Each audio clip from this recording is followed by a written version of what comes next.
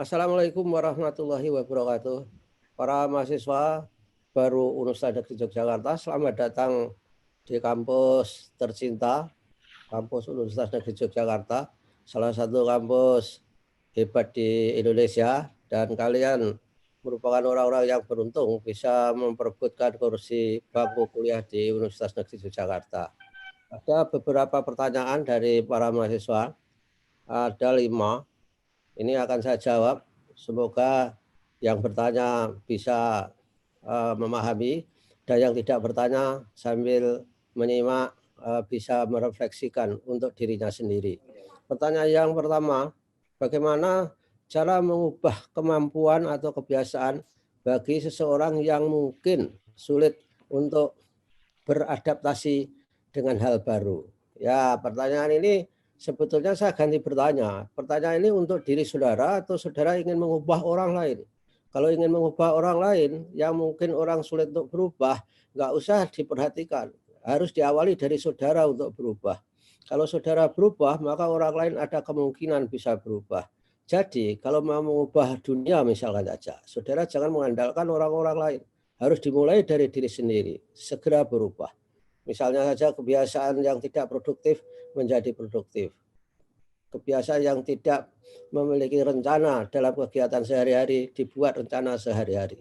Begitu pula ketika untuk saudara ya sama saja, lakukan seperti itu, yaitu membuat perencanaan sehari-hari, targetnya apa, misalkan dalam mingguan. Kemudian dicapai bagaimana. Lalu setelah tercapai, lalu ada follow up seperti apa. Pada prinsipnya seperti itu. Dan untuk hal yang baru, ini memang sangat penting orang supaya sukses itu harus bisa menyesuaikan diri.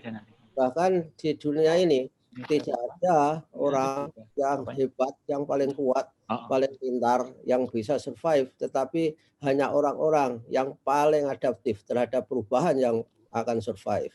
Kemudian pertanyaan yang kedua, apakah jika kita berpikir negatif nantinya akan berdampak pada tindakan kita yang mungkin bisa jadi mengarahkan kita kepada sikap negatif? Karena saya seringkali overthinking terhadap suatu hal. Ya, saudara, pertanyaan ini kita tidak boleh berpikir negatif terhadap apapun. Karena pikiran kita akan mempengaruhi kita. You are what you think. Jadi kamu itu, penampilan kamu, perilaku kamu itu ya seperti apa yang kamu pikirkan. Oleh karenanya, berpikir negatif itu tidak diperkenankan.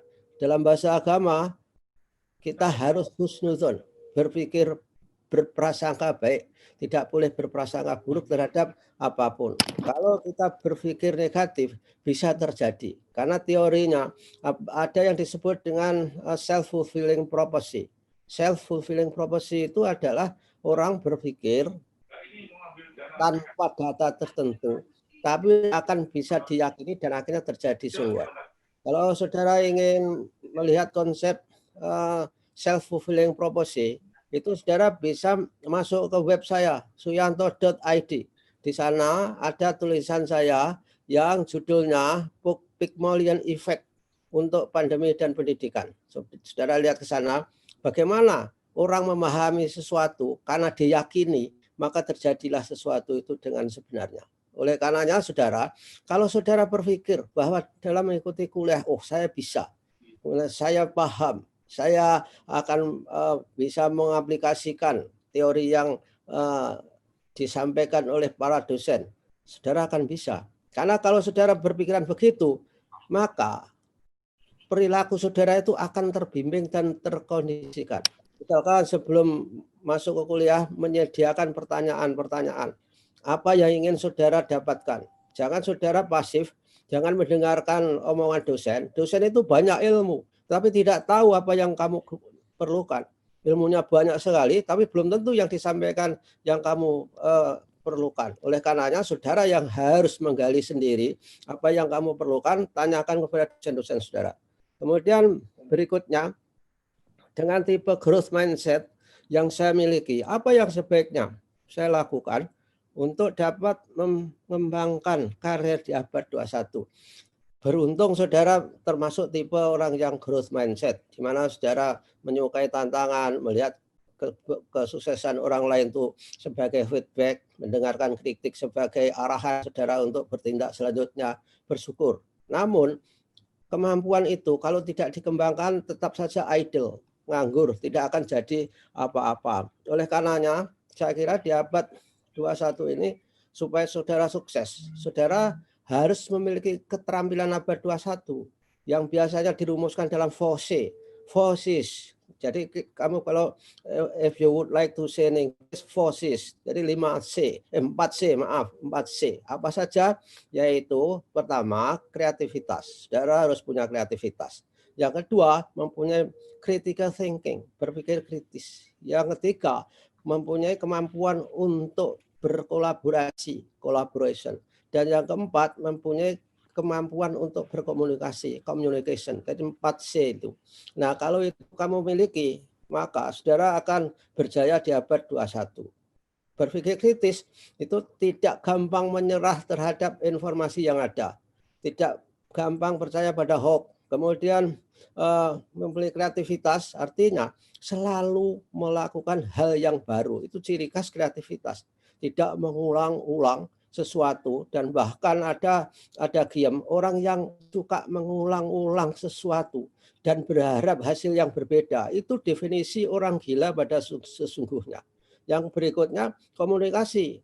Kamu harus bisa berkomunikasi, komunikasi dengan bahasa mesin, bahasa komputer, bahasa verbal. Terutama kalau bahasa verbal, saudara harus menguasai bahasa Inggris.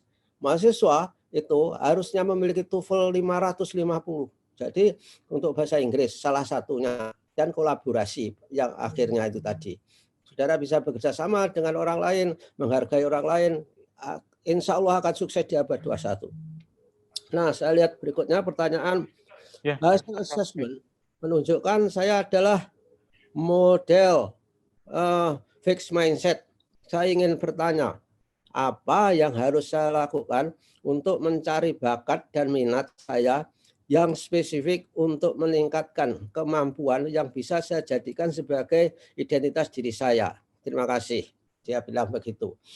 Ciri khas orang fixed mindset itu kan nggak mau berupaya, nggak suka menghadapi tantangan, dan bahwa kalau dia gagal itu sudah merasakan takdirnya yang seperti ini. Oleh karena itu saudara harus bisa menerobos pikiran-pikiran itu. Saudara harus berusaha dulu sebanyak-banyaknya, sekuat-kuatnya, baru kalau nggak bisa berpuasa takdir. Harus mencoba. Kalau saudara mencoba, peluangnya itu gagal dan berhasil.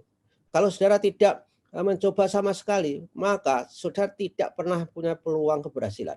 Oleh karenanya yang fixed mindset itu harus membiasakan diri untuk bergaul dengan orang, bertanya kepada orang, menghargai orang lain, dan jangan sampai mudah patah semangat.